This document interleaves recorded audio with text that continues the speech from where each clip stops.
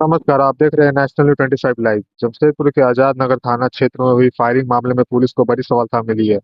मुख्य आरोपी मुबारक अंसारी को पुलिस रिमांड पर लेकर पूछताछ की गई, जिसके बाद उसकी निशानदेही पर घटना में इस्तेमाल की गई 7.65 की पिस्तौल, एक जिंदा कारतूस और फायर किया हुआ खोखा बरामद किया गया।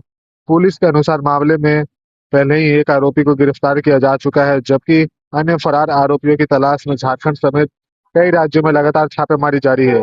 पुलिस का दावा है कि जल्द ही सभी फरार आरोपियों को गिरफ्तार कर मामले का पूरी तरह खुलासा कर दिया जाएगा।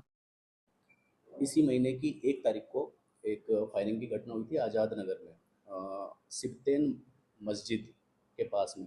और उसमें कुछ लोग थे, अपराधकर्मी थे जो इस घटना में शामिल थे।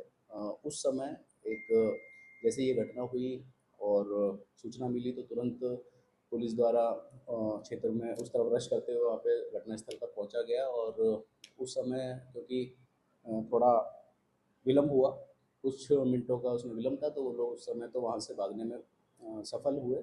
लेकिन वहाँ से एक खोखा जो उस दिन फायरिंग में प्रयुक्त हुआ था वो तो वहीं से बरामद हो गया था। फिर आगे अनुसंधान के क्रम में जांच टीम भी इसमें लगातार कार्य कर रही थी। पुलिस उपाधीक्षक पटमदा के नेतृत्व में, और आज़ाद नगर थाना की टीम उसमें शामिल थी, लगातार कार्य कर रहे थे। उसी क्रम में 13 तारीख को तनवीर उर्फ इमरान उर्फ खेपा को गिरफ्तार किया गया, 13 तारीख को इसी महीने की। और उसके बाद में अभी 22 तारीख को एक और इस मामले में अपडेट हुआ, जिसमें एक व्यक्ति द्वारा न्यायालय में समर्पण किया गया स्वयं से।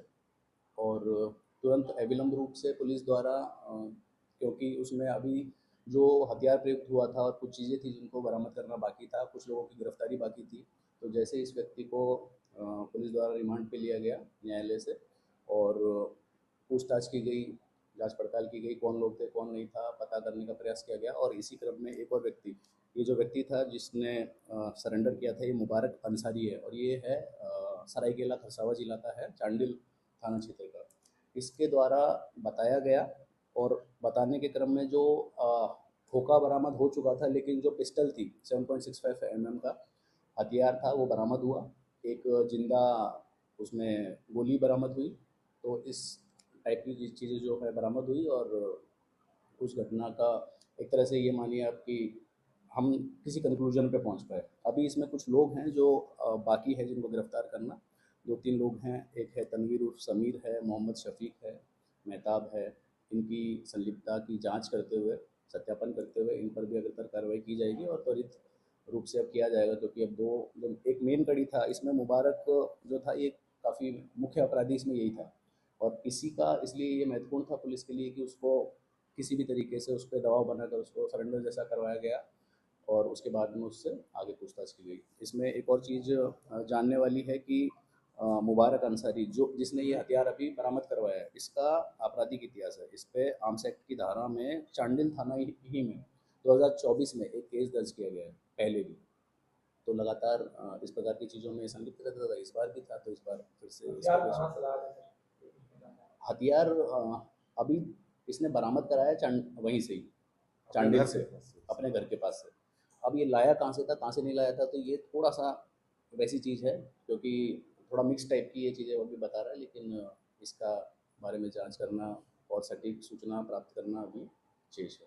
और ये गिरोह के लिए काम करते हैं किस तरह? नहीं, गिरोह से अभी सीधा संलिप्तता तो ऐसा नहीं है कि कोई गिरोह से संलिप्त है, लेकिन कहीं ना कहीं अगर मान लो बारीकी से जब पता चलेगा तो हो सकता है कहीं ना कहीं इसका कारण फायरिंग क्यों किया था? फायरिंग ऐसा कोई मेन रीज़न नहीं है। जैसा कि पूर्व का भी आपराधिक इतिहास है, तो छोटी मोटी चीज़ें, छोटा मोटा कारण, आपसी लड़ाई झगड़ा, आपसी अपना एक तरह से रौब जमाना। कि अब 2024 की घटना है, इनका इन लोगों का माइंडसेट जैसा कि पता करने का प्रयास करते हैं, तो इनका माइंडसेट ये भी रहता है कि अच्छा बहुत समय हो गया है, बहुत कई बार हल्के में चीज़ों को लेना, कई बार लोगों पे दबाव बनाना, इस टाइप का मिक्स टाइप ऑफ रीज़न है, ऐसा कोई एक रीज़न नहीं है।